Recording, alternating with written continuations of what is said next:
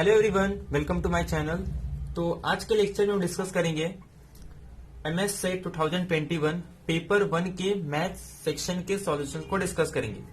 Last lecture में हमने 35 question discuss किए थे, जिसमें जो थ्योरी पार्ट था यानी कि टीचिंग एप्टीट्यूड, रिसर्च एप्टीट्यूड और बाकी के 35 क्वेश्चन मैथ्स को छोड़ के वो सारे क्वेश्चंस को हमने डिस्कस किए थे। तो जो भी इसके पहले वाला वीडियो नहीं देखे तो प्लेलिस्ट में जाके आप उस वीडियो को देख सकते हैं। और प्लीज इस वीडियो को स्टार्ट से लेके एंड तक पूरा देखें और जो भी आपके फ्रेंड्स वगैरह होंगे सबको शेयर कर दें। और अगर चैनल में नए हो तो प्लीज चैनल को सब्सक्राइब कर दें और बेल आइकन को प्रेस कर दें ताकि आपको सारे मैथ्स से रिलेटेड वीडियो मिल सके और जो भी नोटिफिकेशन होगा एग्जाम को लेके वो सारे आपको मिल सके। तो स्टार्ट करते हैं। तो क्वेश्चन नंबर 21। तो क्वेश्चन नंबर 21 ये सेट का क्वेश्चन है, मीन सेट से रिलेटेड, कि यहां पे हमारे पास 3 सेट दिया हुआ है एक्स, वाई और जेड, और तीनों में रिलेशन है कि एक्स जो है वो पी क्यू आर का इंटरसेक्शन है और इसी तरीके से वाई और जेड को डिफाइन किया है। और हमें ये चेक करना है कि एक्स, वाई और जेड के बीच में रिलेशन क्या है। क्या no two expression represent the same set, या फिर तीनों एक्सप्रेशन जो है एक्स वाई जेड सेम है, या फिर कोई भी दो सेट सेम नहीं है, या फिर सिर्फ एक्स और जेड रिप्रेजेंट सेम सेट कर रहा है, या फिर only Y and Z represent a same set. तो देखो हमें क्या करना है, एक्स और वाई जेड को इसे हम दो तरीके से कर सकते हैं। एक तो क्या कर सकते हैं, काउंटर एग्जांपल लेके ऑप्शन को एलिमिनेट कर सकते हैं जो कि मैथ्स में करते हैं, या फिर by using a Venn diagram. तो दोनों मेथड से हम इस क्वेश्चन को कर सकते हैं। तो सॉल्यूशन नंबर 21, और ये पार्ट पेपर 1 ये बुकलेट ए है, तो ए बुकलेट से हम सॉल्यूशन डिस्कस कर रहे हैं। तो क्वेश्चन नंबर 21 में 3 सेट दिया है। तो सपोज एक काम करते हैं, हम 3 सेट ले लेते हैं, पी क्यू एंड आर। तो एक्स को जो डिफाइन करने का तरीका है, एक्स को इस तरीके से डिफाइन किया है। एक्स को डिफाइन करने का तरीका कैसे है, P intersection Q intersection R, मतलब ये। और इसमें एक काम करता हूं, मैं एलिमेंट ले लेता हूं 1 2 3 4 5 6 7 8 9 10। तो तीनों में कॉमन एलिमेंट कौन से आ रहे हैं, सिर्फ 4, यानी कि x के पास जो एलिमेंट हो जाएंगे वो हो जाएंगे 4। सेकेंड क्या कहता है, y, और y को जो डिफाइन किया है, y को डिफाइन करने का तरीका है p और q का इंटरसेक्शन यूनियन p और r का इंटरसेक्शन यूनियन q और r के कॉम्प्लीमेंट का इंटरसेक्शन, और फिर इन सबका यूनियन लेना है। अब देखो P और Q में कौन से कॉमन एलिमेंट आ जाएंगे, P और Q के कॉमन एलिमेंट की मैं अगर बात करूं तो Y सेट में, और याद रखना है यूनियन लेना है, मतलब हर एक एलिमेंट आएंगे इसमें। तो P और Q का जब एलिमेंट लेंगे तो P और Q में जो कॉमन एलिमेंट आ रहे हैं वो कौन कौन से आ रहे हैं, देखो ये हमारा Q है और ये हमारा P है, तो 5 4 3, मतलब 3 4 5। इसके बाद P और R के कॉमन एलिमेंट भी आ जाएंगे, मतलब P और R के अगर मैं कॉमन एलिमेंट की बात करूं तो 5 4 तो ऑलरेडी लिख चुके हैं, तो यहां पे क्या लिख देंगे 8। फिर उसके बाद Q और R का कॉम्प्लीमेंट, इसका मतलब ये होता है Q में वो पार्ट लेना है जो R में नहीं है। सिंपल कहूं तो Q में से R को माइनस करना है, यानी इस पूरे सेट में से R को माइनस कर देंगे। तो 3 4 तो ऑलरेडी लिख चुके हैं, ये क्या हो जाएगा 9 और 10। मतलब यहां से ये तो क्लियर हो गया कि X और Y के बीच में कोई रिलेशन नहीं है, यानी कि X और Y जो है ये आपस में इक्वल नहीं। अब जो सबसे इंपॉर्टेंट सेट है वो है Z। इसको बड़े ध्यान से समझना है। Z को डिफाइन करने का तरीका है P union, sorry Q union P का complement intersection P union R का complement intersection P union Q का complement intersection P intersection P complement union R। अब इस क्वेश्चन को बहुत ध्यान से समझना। सबसे छोटा सेट देखो यहां पे P है, अगर मुझे इंटरसेक्शन लेना है तो P के एलिमेंट तो होने चाहिए क्योंकि सब में कॉमन होना चाहिए। अब ध्यान से, ये P है, यहां पे भी P है, यहां पे भी P है, मतलब इन तीनों में से सबसे छोटा ये सेट है, तो इसको तो ऐसे ही एलिमिनेट कर दो कि इनमें कॉमन P तो आएगा। इसमें भी P कॉमन है, इसमें भी P कॉमन है, इसमें भी P कॉमन। अब इन दोनों सेट में लेना है। अब ध्यान से सुनो, इसमें क्या कह रहा है कि P के पार्ट तो नहीं आएंगे, मतलब P को तो हटा दो। तो जब P को वैसे भी हटाना है तो पी को तो निकाल ही देते हैं, क्योंकि पी से तो वैसे लेना देना नहीं है, क्योंकि ये कह रहा है मुझे कॉमन एलिमेंट चाहिए, पी के साथ कॉमन एलिमेंट। अब मैं कह रहा हूं की और P, Q union P complement में से पी कॉम्प्लीमेंट और पी में तो कोई कॉमन एलिमेंट हो ही नहीं सकता, तो इसको लेके तो वैसे भी कुछ मतलब नहीं है। ऐसे यहां पे अगर पी कॉम्प्लीमेंट है तो दोनों में कोई कॉमन एलिमेंट नहीं होंगे, तो इसको तो मैं ऐसे ही एलिमिनेट कर दूंगा। तो अब बचेंगे क्या, क्यू के एलिमेंट, इंटरसेक्शन पी के एलिमेंट और इंटरसेक्शन आर के एलिमेंट, यानी कि एक्स और जो जेड है वो क्या हो जाएगा, दोनों सेम हो जाएंगे। मीन्स हमारे पास रिलेशन हो गया कि एक्स और जेड दोनों सेम है और वाई जो है ये डिफरेंट है। तो देयरफॉर अगर हम ऑप्शन को चेक करेंगे तो पहला की ये कह रहा है कि no two expression remain represent same set, तो ये ऑप्शन रॉन्ग। सेकेंड कह रहा है कि तीनों सेम हो जाएंगे, तो ये भी रॉन्ग। ये कह रहा है कि एक्स और जेड सेम है, तो ये ऑप्शन करेक्ट हो जाएगा, बाकी डी ऑप्शन रॉन्ग। अब देखो नेक्स्ट क्वेश्चन क्या कह रहा है। नेक्स्ट क्वेश्चन हमसे कह रहा है कि consider the following order string of payable of 3 colours. मतलब एक ऑर्डर में स्ट्रिंग है, स्ट्रिंग ऑफ पेबल्स, जिसमें 3 कलर यूज कर रहे हैं, ग्रीन कलर यूज कर रहा है, ब्लू कलर यूज कर रहा है और रेड कलर यूज कर रहा है। अब इसमें यह कह रहा है कि which 2 of them will give us identical necklace, किसमें से कौन से 2 मुझे आइडेंटिकल नेकलेस देंगे अगर मैं प्रिपेयर करूं just making the first and the last pebbles of the string. मतलब 2 को लेना है और जो एक का लास्ट लेना है और एक का फर्स्ट लेना है, और इस तरीके से कि दोनों को आपस में एडजेसेंट में लिखना है। तो अब ध्यान से सुनो, तो अगर मैं फर्स्ट वाले को लेता हूं तो फर्स्ट कह रहा है green green, blue red, blue red, red blue और ब्लू रेड। अब इसका लास्ट और सेकेंड वाले का अगर मैं फर्स्ट ले लूं तो मतलब रेड ब्लू, फिर blue red, green green, blue red, blue red. अब देखो अगर मैं इसे देखो green green, blue red, blue red, red blue, green, और यहां से फिर से रिपीट हो रहा है, मतलब ग्रीन ग्रीन, ब्लू रेड और ये फिर से ब्लू रेड। यानी कि अगर मैं एक्स के पहले, एक्स के लास्ट को अगर एडजेसेंट में लिख दूं सेकेंड वाले के फर्स्ट से, तो दोनों का जो कॉम्बिनेशन बनेगा जिससे हम नेकलेस बनेगा वो आइडेंटिकल नेकलेस होंगे। तो देयरफॉर एक्स और जेड, तो अगर एक्स और जेड हमें क्या देंगे, एक आइडेंटिकल नेकलेस देंगे अगर हम क्या करते हैं, रिप्लेस करते हैं जस्ट मेकिंग द किसी एक का फर्स्ट, किसी एक का फर्स्ट और किसी एक का लास्ट वाला। तो देयरफॉर हमारा जो ऑप्शन आ जाएगा कौन सा करेक्ट हो जाएगा यहाँ पे, एक्स और जेड, बाकी A B D option wrong हो जाएंगे। क्वेश्चन में क्या था कि which 2 of them will give us identical necklace देंगे। कैसे प्रिपेयर करना था, just making the first and the last pebble of the string adjacent, यानी कि फर्स्ट और लास्ट को एक साथ रखना है, जैसे मतलब आपस के नेबरहुड में रखना है। अब देखो क्वेश्चन नंबर 23। क्वेश्चन नंबर 23 में ये कह रहा है कि the average weight of 25 children, 25 children का एवरेज वेट कितना है, 22 kg, जबकि 25 चिल्ड्रन और अगर मैं उसी में ऐड कर दूं पैडेड को, यानी कि जो नाव चलाने वाला है, तो उनका 24 kg है। देखो मराठी में लिखा, एका नावे सरासरी 22 किलोग्राम वजनाची 25 मुले बसली, नावड्यासह सर्वांच्या सरासरी वजन 24 किलोग्राम झाले तर नावड्याच्या वजन किलोग्राम मध्ये किती होते। मतलब ये कि एक नाव में पहले 25 बच्चे बैठे और एक जो है वो नाव चलाने वाला बैठा है, तो अगर मैं सिर्फ 25 का एवरेज लूं तो 22 है, लेकिन 25 के साथ जो नाव चलाने वाला पैडेड है अगर मैं उसको भी साथ में काउंट करूं तो एवरेज 24 है। तो हमें क्या करना है, एक का कितना होगा 24 और टोटल लोग कितने हो गए 25 प्लस 26, इसको मल्टीप्लाई करना है। और सेकेंड, पहले अगर मैं पैरेड को इंक्लूड ना करूं तो टोटल कितने 25, इसको 22 से मल्टीप्लाई करना है और दोनों का जो डिफरेंस आएगा वही किसका वजन हो जाएगा, पैरेड का।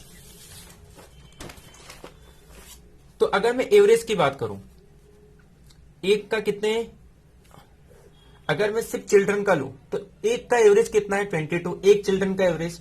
तो अगर टोटल 25 चिल्ड्रन को मल्टीप्लाई करूं तो 22 इंटू 25, और 25 से मल्टीप्लाई करने का ट्रिक क्या है, 2 0 लगा दो और इसको डिवाइड कर दो 4 से, तो ये आ जाएगा, इसको कैंसिल करेंगे तो 5 5 0। सेकेंड क्या कह रहा है कि 25 प्लस ऐड करना है पैडेड को, तो 26 और एवरेज कितना है, अगर एक का एवरेज 24 है तो 26 के कितने हो जाएंगे, 24 इंटू 26। अब इसको मल्टीप्लाई करने का ट्रिक क्या है, 6 प्लस 4 10 हो रहा है, तो सिंपल क्या करना है, ये जो नंबर है उसको नेक्स्ट नंबर से मल्टीप्लाई कर दो, 2 3 जा 6 और इसको आपस में मल्टीप्लाई करेंगे 6 24, तो ये वैदिक मैथ से आता है। तो इन दोनों का डिफरेंस ले लो, तो दोनों का डिफरेंस कितना हो जाएगा 74, तो देयरफॉर हमारा जो आंसर हो जाएगा 74 और बाकी सारे ऑप्शन एलिमिनेट हो जाएंगे। तो यहां सब क्वेश्चन में अगर हमें टाइम सेव करना है तो हमें थोड़ा कैलकुलेशन स्पीड हमारी काफी अच्छी होनी चाहिए। तो यहां पे हमें मल्टीप्लीकेशन का रूल यूज करके हमने किया, बाकी से एवरेज का क्वेश्चन था। इसमें यह कह रहा है कि Dayanand planted sugar cane in 1/3 of his farm, groundnut in 1/4 of his farm and jowar in the remaining farm of 25 acre. ये क्वेश्चन भी काफी सिंपल है, ये रेशियो मेथड से होगा। रेशियो मेथड ये कह रहा है 3 तरीके का फॉर्म है। एक फॉर्म में क्या कर रहा है वो ग्राउंड नट, एक फॉर्म में जवार और एक फॉर्म में क्या कर रहा है वो शुगर कैन। जो टोटल में से शुगर कैन है वो कितने पार्ट में कर रहा है, 1 में से 3 पार्ट में, जबकि वो ग्राउंड नट कितने में कर रहा है 1 में से 4, और जबकि बचे हुए जवार है वो कितने में 25 एकर्स में। तो जब भी रेशियो मेथड का यूज करते हैं सबसे सिंपल इसका एलसीएम ले लो। अगर मैं एलसीएम की बात करूं तो 12 है, तो 12, तो मैं कह रहा हूं टोटल अगर मेरे पास फार्म 12 होंगे तो जो शुगर कैन है वो कितने में करेगा 4 में। मतलब अगर टोटल मेरे पास 12 है, अगर टोटल एरिया 12 है तो शुगर कैन कितने एरिया में करेगा 4, जबकि 4 से अगर इसको डिवाइड करेंगे तो 3 एरिया में क्या होगा ग्राउंड नट। तो बचेंगे कितने, टोटल 12 है, 4 में अगर शुगर कैन है, 3 में हमारा क्या है अगर ग्राउंड नट है, तो बचेंगे कितने 5, और 5 में क्या हो जाएगा हमारा जवार। बट इसका एरिया कितना है, 5 की वैल्यू गिवन है 25, अगर 5 की वैल्यू 25 है तो 1 की वैल्यू कितनी हो जाएगी 5, हमने क्या लिया था 12, बट 1 की वैल्यू अगर 5 है तो 12 की वैल्यू कितनी हो जाएगी 16। हम क्रॉस चेक कर सकते हैं, टोटल हमारे पास 60 है जिसका 3 पार्ट यानी कि 20 हिस्सा क्या करते हैं हम लोग ग्राउंड नट में, यानी कि यह हो जाएगा 20, उसका 1/4 यानी कि 60 का 1/4 अगर मैं इसको करूं तो 15, तो 15 एकड़ क्या हो जाएगा हमारे पास, सॉरी शुगर कैन 20 है और ग्राउंड नट कितना है 15 है, तो टोटल कितने हो गए 35। तो जो बचे हुए हैं तो 60 में से बचेंगे कितने 25, और ये क्वेश्चन में यही कहा था कि 25 एकड़ में क्या कर रहा है वो जवार, मतलब हमारा क्वेश्चन राइट है। तो रेशियो मेथड का यूज करके और एलसीएम का यूज करके हम लोग इसे सॉल्व कर सकते हैं। तो देयरफॉर 60 एकड़ हमारा राइट आंसर है, बाकी ऑप्शन से भी इसे हम कर सकते थे, बाकी सारे ऑप्शन रॉन्ग। नेक्स्ट क्वेश्चन है कि what some is too invested for 2 years at a 14% interest rate compounded annually to grow to ₹545,832। मतलब सिंपल क्वेश्चन है, कंपाउंड इंटरेस्ट का अमाउंट गिवन है, रेट ऑफ इंटरेस्ट गिवन है, ईयर्स गिवन है, principal find करना है। सिर्फ कंपाउंड इंटरेस्ट का फॉर्मूला यूज करो और थोड़ा सा कैलकुलेशन स्पीड अच्छा होना चाहिए। तो कैलकुलेशन स्पीड को यहाँ के आपको एग्जैक्ट कैलकुलेशन नहीं करना, यहाँ पे आपको अप्रोक्सीमेट का यूज करना। पहले तो फॉर्मूला यूज करते हैं, कंपाउंड इंटरेस्ट का जो फॉर्मूला होता है प्रिंसिपल इनटू, यहाँ पे आपको कुछ शॉर्ट ट्रिक नहीं यूज करना, सिंपल फॉर्मूले से आंसर आ जाएगा 1 + R/100⁻n।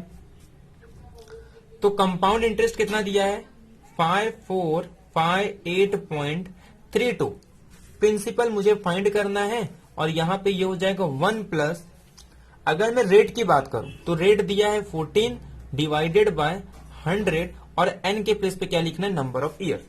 अब ध्यान दो इस क्वेश्चन को करना कैसे, मैं कह रहा हूं सिंपल, अगर मैं इसे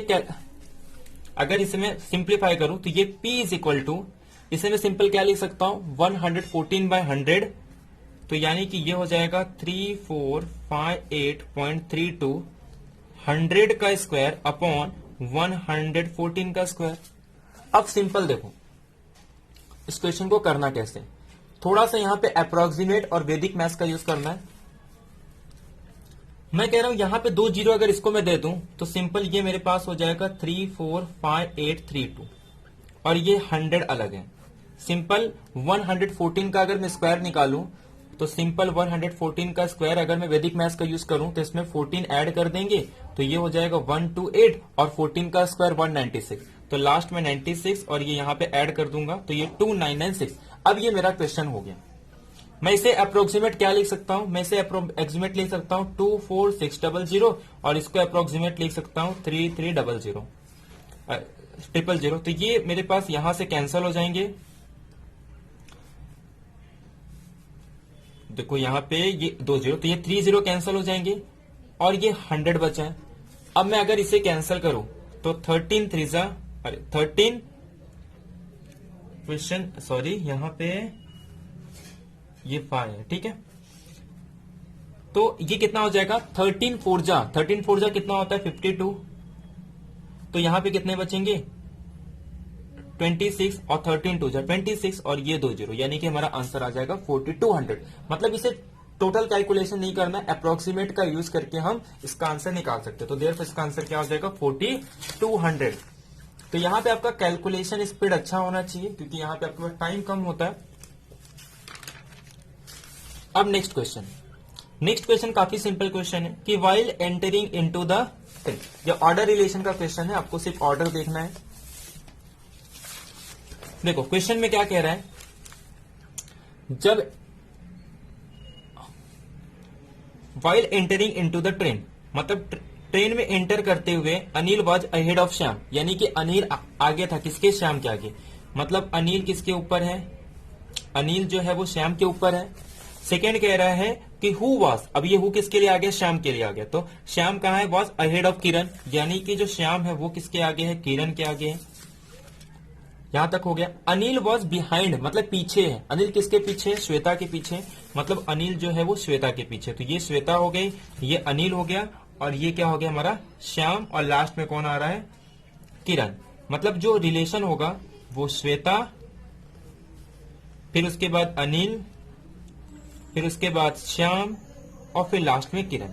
अब चेक करते कौन सा ऑप्शन राइट है, श्वेता अनिल श्याम किरण, श्वेता अनिल श्याम किरण। तो सी ऑप्शन राइट, बाकी A B D option wrong हो जाएंगे। नेक्स्ट क्वेश्चन, अगर LONQ को मैं कन्वर्ट कर सकता हूं JMLO में, तो GDJM को कैसे कन्वर्ट करेंगे। अब ध्यान से देखो, मैं बात कर रहा हूं LONQ की।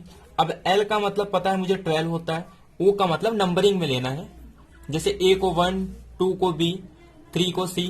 तो इसी तरीके से L को मैं क्या ले सकता हूँ 12, O को क्या ले सकता हूँ 15, N को क्या ले सकता हूँ 14, Q को क्या ले सकता हूँ 17।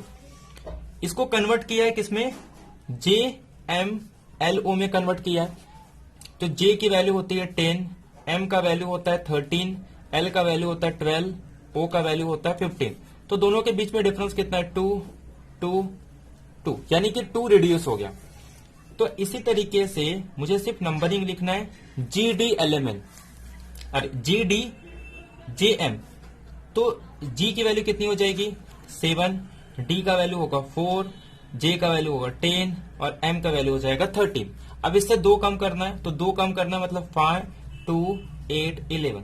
तो 5 के लिए हम यूज करेंगे E, 2 के लिए यूज करेंगे B, 8 के लिए यूज करेंगे H और 11 के यूज करेंगे K, मतलब EBHK। तो EBHK कौन सा हो जाएगा हमारा फर्स्ट ऑप्शन, बाकी BCD ऑप्शन रॉन्ग। तो सेम इसी टाइप के क्वेश्चन आते हैं, चाहे वो किसी भी ईयर का हो, एक क्वेश्चन इससे रिलेटेड आता है। ये अल्फा न्यूमेरिक में आता है, यानी कि अल्फाबेटिकल ऑर्डर में, और इसे हम लोग कोडिंग भी कह सकते हैं सिंपल, या फिर ये अल्फा मतलब अल्फाबेटिकली कोडिंग में क्वेश्चन आता है। फिर ये कह रहा है कि which of the following is a correct description of the statement given below, मतलब हमारे पास नीचे स्टेटमेंट दिया है तो उसमें से कौन सा करेक्ट है। ये मैंने आपको इसके पहले भी लेक्चर में बताया था कि परसेप्शन क्या होता है। परसेप्शन मतलब प्रत्यक्ष, जिसपे हम महसूस कर सकते हैं अपने सेंस ऑफ ऑर्गन से। इन्फेरेंस अनुमान होता है। कंपैरिजन का मतलब इसमें हम जिसमें कंपेयर कर सकते हैं दो चीजों को। और इम्प्लीकेशन का मतलब होता है जो किसी के बाद होता है, जैसे कि A इम्प्लाइज B, एक के बाद अगर कोई चीज दूसरा हो जाए तो उसमें क्या कहते हैं इम्प्लीकेशन। तो ये जो रिलेशन है ये इम्प्लीकेशन है। ये इंडियन लॉजिक में क्वेश्चन आता है, और इंडियन लॉजिक का एक क्वेश्चन पिछले बार भी पूछा था तो उसका आंसर परसेप्शन था, तो और इसमें इसका आंसर क्या है इम्प्लीकेशन। अब नेक्स्ट क्वेश्चन है रिलेशन वाला। ये सिंपल क्वेश्चन है कि वुमेन का रिलेशन है, तो सपोज ये टोटल हमारा यूनिवर्सल सेट वुमेन हो जाएगा। अब उसके अंदर सिस्टर और मदर, अब सिस्टर और मदर्स क्या होंगे, वुमेन ही होंगे, ठीक है। तो वीमेन के अंदर क्या आ जाएंगे हमारे सिस्टर्स और मदर्स, लेकिन कुछ सिस्टर्स मदर्स हो सकते हैं, तो ये ओवरलैप होगा, तो देयरफॉर बी ऑप्शन करेक्ट। यानी कि जितने भी वीमेन है उसके अंदर क्या आ जाएंगे हमारे सिस्टर्स और मदर्स, बट हो सकता है कि कुछ सिस्टर्स मदर हो, तो बी ऑप्शन राइट हो जाएगा, बाकी सारे ऑप्शन रॉन्ग। नेक्स्ट क्वेश्चन 30 में ये कह रहा है कि which of the following are the valid conclusion based on the statement given below. तो दो स्टेटमेंट गिवन है, उससे रिलेटेड हमें कंक्लूजन निकालना है। तो पहले ये कह रहा है कि सारे प्लेयर्स एग्रेसिव हैं, यानी कि जितने भी प्लेयर्स हैं वो सब कैसे हैं, एग्रेसिव हैं। All players are aggressive. Second ये कह रहा है कि सम पॉलिटिशियन आर एग्रेसिव, यानी कि कुछ पॉलिटिशियन एग्रेशन है। पहला ऑप्शन कह रहा है कि सम पॉलिटिशियन आर नॉट एग्रेसिव, कह रहा है कि कुछ पॉलिटिशियन एग्रेसिव नहीं। तो एक काम करता हूं, मैं इस डायग्राम को ऐसे बना दूं, कुछ फर्क नहीं पड़ने वाला है। तो अब इसमें तो सारे पॉलिटिशियन एग्रेसिव हो गए, तो मतलब फर्स्ट ऑप्शन रॉन्ग। वैसे भी अगर सारे पॉजिटिव सेंटेंस, सारे पॉजिटिव स्टेटमेंट है तो निगेटिव तो वैसे भी पॉसिबल नहीं। Second some players are politician, कह रहा है कि कुछ प्लेयर्स पॉलिटिशियन हो गए, बट इस डायग्राम से ये ऑप्शन हमारा रॉन्ग हो गया कि कोई भी पॉलिटिशियन हमारे प्लेयर्स नहीं है। तो देयरफॉर इसका आंसर आएगा नाइदर वन नॉट टू, यानी कि दोनों ही ऑप्शन करेक्ट नहीं हो रहे, क्योंकि देखो प्लेयर्स यहाँ है, पॉलिटिशियन यहाँ है, बाकी ये स्टेटमेंट को फॉलो कर रहा है, क्योंकि सारे प्लेयर्स मेरे एग्रेसिव हैं और कुछ एग्रेसिव मेरे पॉलिटिशियन है। स्टेटमेंट फॉलो हो रहा है, बट इसमें कह रहा है कि कुछ प्लेयर्स मेरे पॉलिटिशियन होंगे, विच इज नॉट ट्रू। तो मेरा इसमें आंसर आ जाएगा नाइदर वन नॉट टू। तो देयरफॉर डी ऑप्शन करेक्ट है, बाकी A B C option wrong हो जाएंगे। अब जो इसके बाद के क्वेश्चन है वो डेटा इंटरप्रिटेशन के क्वेश्चन है। पहला क्वेश्चन बार डायग्राम पे है। बार डायग्राम में क्या दिया है कि जितना क्वांटिटी एक्सपोर्ट करते हैं उसके रिस्पेक्ट में जितना रेवेन्यू जनरेट होगा। पहला क्वेश्चन ये कह रहा है कि in which year the revenue generated per unit exported is maximum, यानी कि पर यूनिट के रिस्पेक्ट में सबसे ज्यादा रेवेन्यू कब जनरेट होगा। अब देखो, और याद रखना है जो ये एक्सपोर्ट है ये किस में दिया है, लाख में दिया है, जबकि उसके थ्रू जो रेवेन्यू जनरेट होगा वो करोड़ में। तो यानी कि 2 जीरो एक्स्ट्रा कर देना है, क्योंकि लाख में कितने होते हैं 5 जीरो, जबकि करोड़ में 7 जीरो होते हैं। तो यानी कि अगर मैं 10 को 20 से डिवाइड करूं तो 2, बाकी 2 जीरो ऐड कर देना है। तो पर यूनिट में कितने रेवेन्यू जनरेट हो रहे हैं 200। अगर मैं इसमें देखूं तो 300, अगर इसका मैं करूं तो ये कुछ मेरे पास 233.33, अगर इसका रेवेन्यू जनरेट करूं तो 200 और इसमें 167 के रिस्पेक्ट में कुछ तो आएगा। तो सबसे ज्यादा रेवेन्यू पर सबसे ज्यादा रेवेन्यू जनरेट हो रही है वो कब आ रहा है 2012 में। तो देयरफॉर हमारा 2012 आंसर राइट हो जाएगा, बाकी B C D option wrong. Next question में ये कह रहा है कि what is the average arithmetic mean, average arithmetic mean same होता है पर unit revenue generated during 2011 to 2015। तो एक काम करेंगे, पहले हम सारे एक्सपोर्ट को ले लेंगे, तो 10 लाख, 15 लाख, 15 लाख, 20 लाख, 13 लाख। तो ये कितना हो जाएगा 15, 30, 15 एंड ये 70, और 15, 30, 50, 80, सॉरी ये कितना हो जाएगा 80 लाख।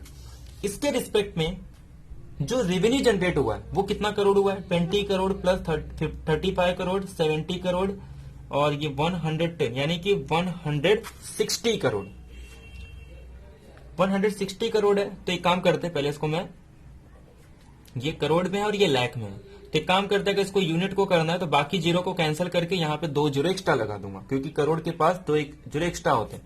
तो देयरफॉर ये जीरो एक ऐसे ही कैंसिल हो जाएगा, 8 बन जाए और 8 2 जाए, तो यानी कि 200 हमारा राइट हो जाएगा। तो 2 जीरो एक्स्ट्रा करेंगे तो 1 जीरो ये कैंसिल और ये 8 2 जाए, यानी कि 200 हमारा अरिथमेटिक मीन हो जाएगा, यानी कि इसका बी ऑप्शन करेक्ट है।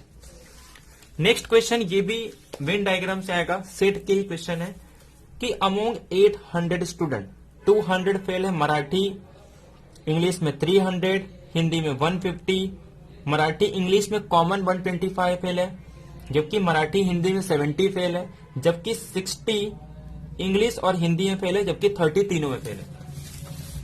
अब देखो जब भी इस टाइप के क्वेश्चन आते हैं ना, तो वेन डायग्राम बनाते समय एक चीज याद रखना है, सबसे पहले फोकस करना है तीनों के कॉमन एलिमेंट पे। तो देखो सबसे पहले ये कह रहा है 3 लैंग्वेज है, एक है हमारे पास मराठी लैंग्वेज है, और ये काफी कॉमन क्वेश्चन है, 9th या 10th में ये क्वेश्चन दिया जाता है। मराठी, इंग्लिश एंड हिंदी, तीनों में कॉमन कितने हैं? 30।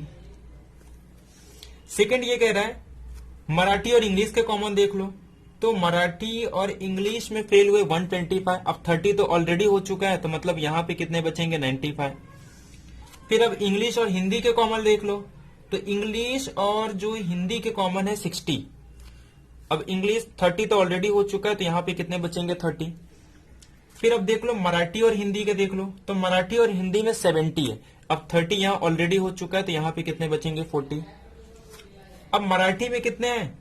220, तो मराठी में अगर 220 है तो यहां पे 70 और ये 95, 165 ऑलरेडी हो चुका है, तो 35 यहां पे कितने बचेंगे? सिर्फ 55, 95, 150, 180 एंड 220, सही है।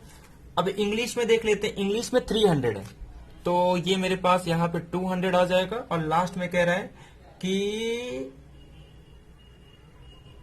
150 फेलिंग हिंदी, 150 हिंदी में बोल रहा है, तो यानी कि ये 60, 100, रुको पहले ये देख लेते हैं 60, 100, तो यहाँ पे 50 बचेंगे, बाकी इंग्लिश में 300 है, ओके, और यहाँ पे ये 60 और ये प्लस 95, तो 60 और प्लस 95 155, तो ये हमारे पास 145 हो जाएगा। अब देखो क्वेश्चन क्या पूछ रहे हैं वो देख लेते हैं। कह रहा है कि how many student fail in exactly 2 language, यानी कि एग्जैक्ट 2 लैंग्वेज में फेल हुए हैं, ऐसे कितने हैं? अब 2 लैंग्वेज में देखो ये सारे स्टूडेंट हैं जो सिर्फ 2 में फेल हुए हैं, मतलब 95 प्लस 70 दैट इज 165, तो देयरफॉर हमारा आंसर हो जाएगा 165, बाकी के सारे ऑप्शन रॉन्ग। नेक्स्ट क्वेश्चन ये कह रहा है कि how many fail in only 1 language, सिर्फ एक ही लैंग्वेज में फेल हुए हैं, तो देखो ये कितने हो जाएंगे? 50 और ये 55, यानी कि 105 और ये 145, तो यानी कि कितना आंसर हो जाएगा? 250। तो 250 स्टूडेंट ऐसे हैं जो सिर्फ एक ही सब्जेक्ट में फेल है, तो देखो इसका आंसर आ जाएगा सी, बाकी A B D option wrong. Next question देखो, the following is the information about area of stated and a population, यानी कि ये एरिया है, उसके रिस्पेक्ट में पॉपुलेशन है, सबका रेशो निकाल दो। डेंसिटी निकालना है, तो डेंसिटी क्या होता है हमारा? Area upon population. तो देखो अगर मैं इससे, तो पहला क्या कह रहा है? 80,000 अपॉन 16, अगर मैं इसे कैंसिल करूं तो ये मेरे पास क्या आ जाएगा? 2000। फिर कह रहा है 50,000 को 10 से डिवाइड कर देंगे तो ये आ जाएगा 5000, मतलब फर्स्ट का आंसर 2000, इसका 5000। थर्ड में क्या कह रहा है कि 10,000 को डिवाइड कर दो 4 से, तो ये आ जाएगा 2500, और लास्ट में कह रहा है कि 5000 को 4 से डिवाइड कर, तो ये आई थिंक 125 आ जाएगा। अब देखो क्वेश्चन में कह रहा है कि which is the most thickly populated state, तो मोस्ट थिकली पॉपुलेटेड स्टेट कौन सा आ जाएगा? 1250, दैट इज डी, तो हमारा डी ऑप्शन करेक्ट हो जाएगा। तो A option, B option, C option wrong, D option is correct.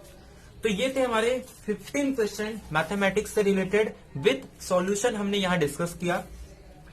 Means इसमें अब कोई भी ऐसा क्वेश्चन में सस्पेंस नहीं होगा, हो सकता है ये क्वेश्चन में 28 में बाकी सस्पेंस है, बाकी हर एक क्वेश्चन हमने सॉल्व करके निकाले, तो बाकी क्वेश्चन राइट होंगे। बाकी ये क्वेश्चंस में हो सकता है इन्फेरेंस और इम्प्लीकेशन है इंडियन लॉजिक का, बाकी सारे क्वेश्चंस हमारे सॉल्यूशंस हमने सॉल्व करके निकाले। तो आई होप आपको वीडियो पसंद आया होगा, तो प्लीज अगर वीडियो पसंद आया तो लाइक करें, और कुछ भी डाउट रहता है या किसी भी क्वेश्चंस में अगर आपको डाउट है तो आप कमेंट बॉक्स में कमेंट करके बता सकते हैं कि अगर आपको कुछ भी क्वेश्चंस में लग रहा है कि नहीं इसका क्वेश्चन अगर चेंज होगा तो आप कमेंट बॉक्स में कमेंट कर सकते हैं। तो प्लीज जो भी आपके फ्रेंड्स वगैरह होंगे आप उनके साथ शेयर कर सकते हैं वीडियो के। तो थैंक यू वेरी मच, मिलते हैं नेक्स्ट लेक्चर में कुछ नए वीडियो के साथ। Thank you.